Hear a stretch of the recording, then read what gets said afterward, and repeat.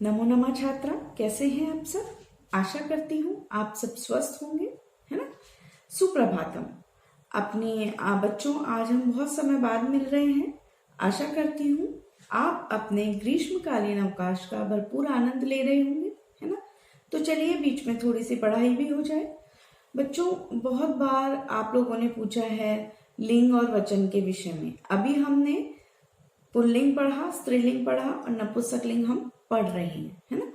तो इन तीनों का मैंने मिक्स किया है, तीनों को मिलाकर मैंने एक वीडियो बनाया है जिसमें मैं आपको तीनों वचनों के साथ में लिंग का परिचय दूंगी, ठीक है।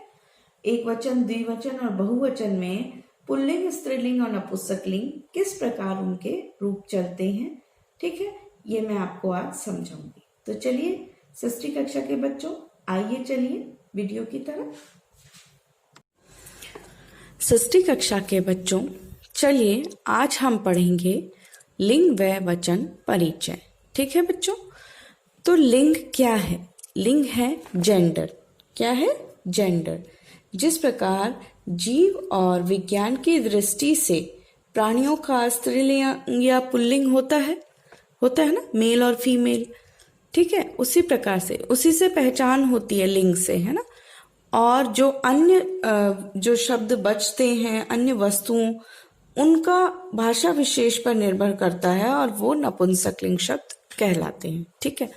तो चलिए, पुल्लिंग जैसे नर का नरः एक वचन, द्विवचन नरऊ और बहुवचन में नराह बनता है, ठीक है, ये पुल्लिंग में बनता है। स्त्रीलिंग में छात्रा, छात्रे, छात्राः।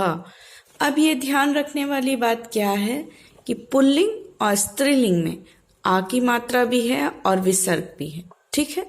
अब हम कैसे पहचानेंगे छात्रा और छात्राः?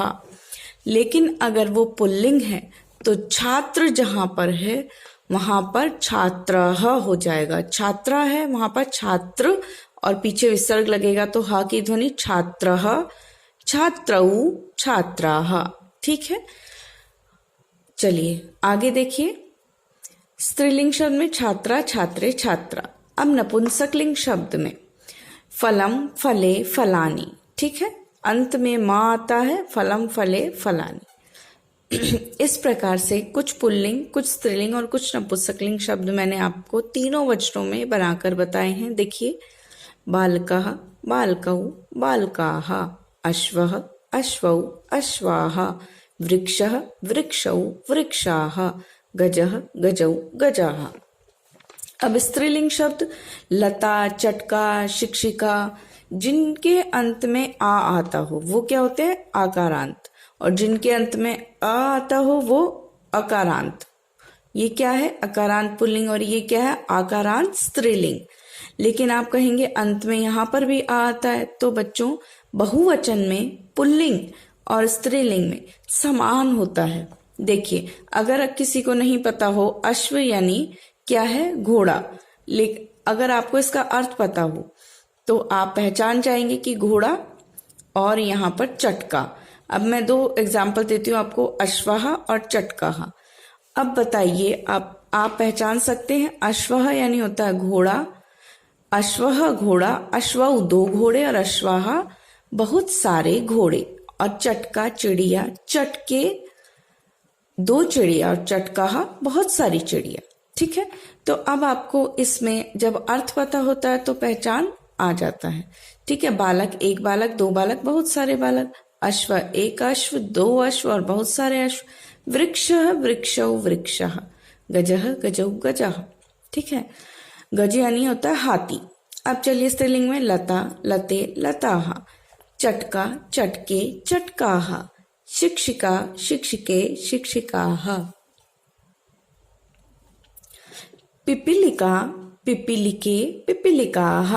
पिपीलिका यानी क्या होती है बच्चों? चींटी। क्या होती है? चींटी। चटका यानी चिड़िया। लता यानी आपको बताया था लता क्या होती है? लता किसी का नाम भी हो सकता है ना। और लता यानी होती है बेल। चलिए, मक्षिका, मक्षिके, मक्षिकाः। मक्षिका यानी होती है मक्खी। मक्खी, एक मक्खी, दो मक्खी और बहुत सारी मक्खी, ठीक है।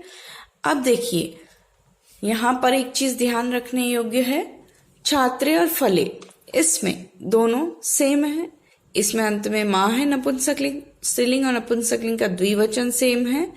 और बहुवचन किस किस का सेम है, स्त्रीलिंग और पुल्लिंग का। इसलिए कई बार कंफ्यूजन हो जाता है बच्चों को। तो वो कंफ्यूजन कैसे दूर होगा, वो दूर होगा आपकी प्रैक्टिस से। जब आपको शब्दों के अर्थ पता होंगे तो उससे वो चीज दूर हो जाएगी। चलिए आगे देखते हैं। अब है नपुंसकलिंग शब्द।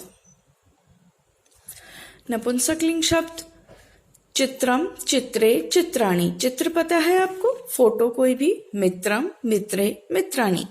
एक वचन में चित्रम, द्विवचन में चित्रे, दो चित्र और बहुत सारे चित्र। एक मित्र, दो मित्र, बहुत सारे मित्र। गृहम, गृहे, गृहाणी। एक घर, दो घर और बहुत सारे घर। पत्रम, पत्रे, पत्राणी। एक पत्ता, दो पत्ते और बहुत सारे पत्ते। पुस्तकम, पुस्तके, पुस्तकानी। एक पुस्तक, दो पुस्तक और बहुत सारी पुस्तकें। तो बच्चों अब देखिए, नपुंसकलिंग शब्दों को भी हमने पढ़ लिया, पुल्लिंग और स्त्रीलिंग शब्दों को भी पढ़ लिया। ठीक है बच्चों, तो अब आपको मैंने जो गृह कार्य दिया है उसमें भी आपका एक प्रश्न ये है कि आपको स्त्रीलिंग, पुल्लिंग और नपुंसकलिंग शब्दों को छांटकर एक वृक्ष बनाना है। उनकी पत्तियों पर आपको, जैसे एक वृक्ष का नाम आप लिखोगे पुल्लिंग वृक्ष, और उस पर सारी जो पत्तियां हैं या फल, जो भी आपकी, जो वो आपके अंदर जो क्रिएटिविटी है उससे आप बना सकते हैं कि उसके अंदर जो भी आप पुल्लिंग के नाम लिखेंगे, स्त्रीलिंग के और नपुंसकलिंग के। पुल्लिंग वृक्ष में सिर्फ पुल्लिंग के, फिर स्त्रीलिंग वृक्ष में सिर्फ स्त्रीलिंग के, और नपुंसकलिंग वृक्ष में नपुंसकलिंग वृक्षों के नाम, वो शब्दों के नाम लिखेंगे। ठीक है, चलिए तत् यानी वह का प्रयोग देखते हैं।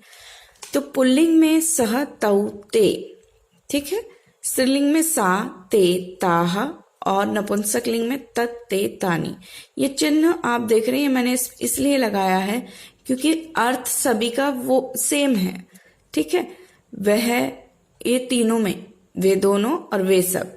बस चेंजेस क्या हैं, सह की जगह स्त्रीलिंग में सा हो जाएगा, नपुंसकलिंग में तत् का प्रयोग होगा। ठीक है, तो जैसे देखें, वह शुक तोता है तो सह शुकः अस्ति। वह चटका है, चिड़िया है तो सा चटका अस्ति।